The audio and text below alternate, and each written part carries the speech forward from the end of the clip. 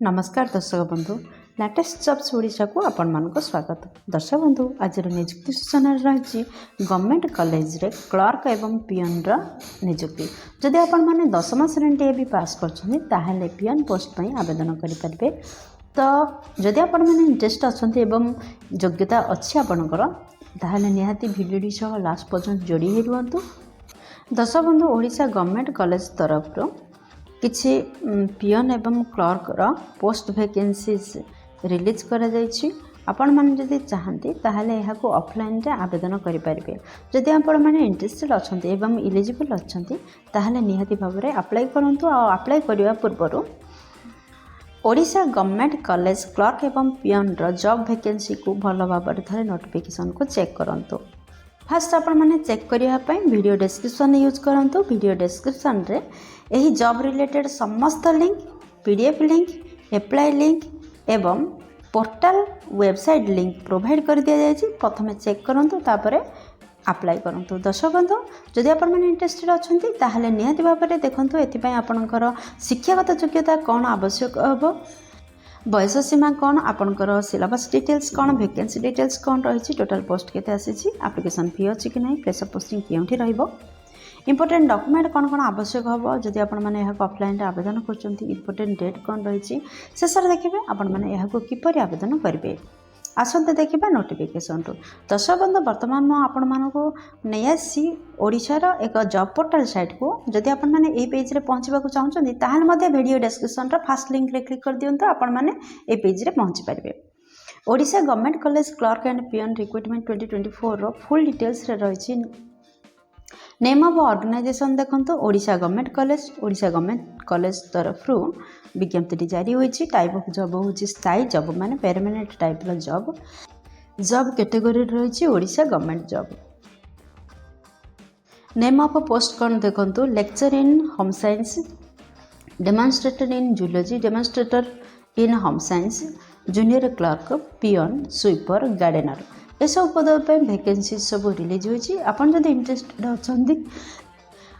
Interested अछंती ताहाले निहाती भाबरे आवेदन करंतु। एप्लिकेशन मोड आपनकर ऑफलाइन रे रहउछि। आपण माने स्पीड पोस्ट थ्रू रे आवेदन करि परिबे।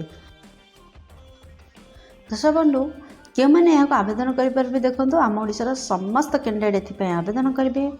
प्लेस ऑफ पोस्टिंग ओडिशा रे रहिबो। जेंडर जदि आमे कहबाक जिबा उभय पुरुष एवं महिला एथि आवेदन करेंगे।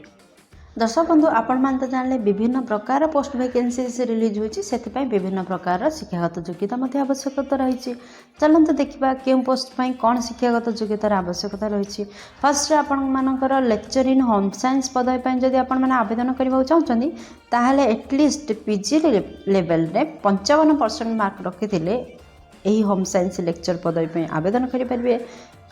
जदि डेमोन्स्ट्रेटर इन फिजिक्स पाई आवेदन करबा चाहछन्ती बीएससी विथ जूलॉजी ऑनर्स रखिथिले आपण माने आवेदन करि परिबे। जदि डेमोन्स्ट्रेटर इन होम साइंस पदवी पे आवेदन करियो चाहछन्ती ताहाले BA with home science honours रखिथिले आपण माने ए पदवी पे आवेदन करि परिबे।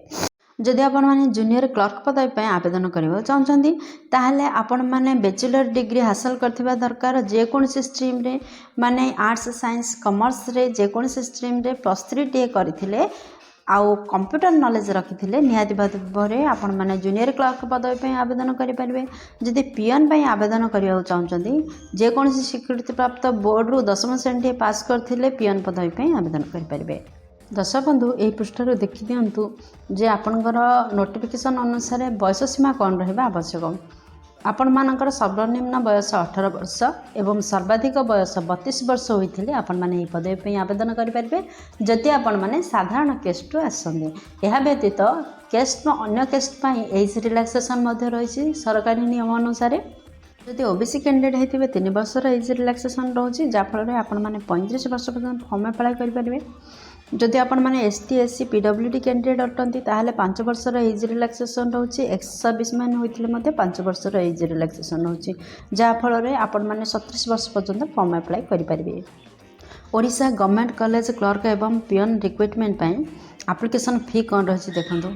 दर्शक बंधु जनरल ईडब्ल्यूएस ओबीसी कैंडिडेट पाई फ्री रही एसटी एससी ओमेन पाई मध्य फ्री रही दर्शक बंधु आपण मैंने जेकोसी केस्ट्रु आसते आपण समस्त एप्लिकेशन फी किसी ना समस्ते फ्री रे आवेदन करेंगे बंधु आपण मैंने तो जानले ये ऑफलाइन आवेदन करने को हम जब आपको ऑफलाइन आवेदन कर शिक्षा कौन कौन डॉक्यूमेंट आवश्यकता रोचे देखो फर्स्ट आपणकर समस्त शिक्षागत योग्यतार सर्टिफिकेट मार्कशीट्र आवश्यकता रोचे सेकेंड रे केस्ट सर्टिफिकेट आवश्यकता रोचे दर्शक बंधु जदि आपण मैंने साधारण केस्ट व्यतीत अन्य कौन भी केस्ट्रु आसता आपणकर जाति प्रमाणपत्र आवश्यकता रोचे थर्ड रे वैलिड ईमेल आईडी एवं मोबाइल नंबर आवश्यकता रोचे फोर्थ रे recent colour passport size Fotor आवश्यकता रोचे फिफ्थ रे गोटे आईडी प्रूफ आवश्यकता रोचे आपण मैंने आधार कार्ड कि वोट कार्ड कि पान कार्ड व्यवहार करते सिक्स्थ रे बायोडाटा फॉर्म आवश्यकता रोचे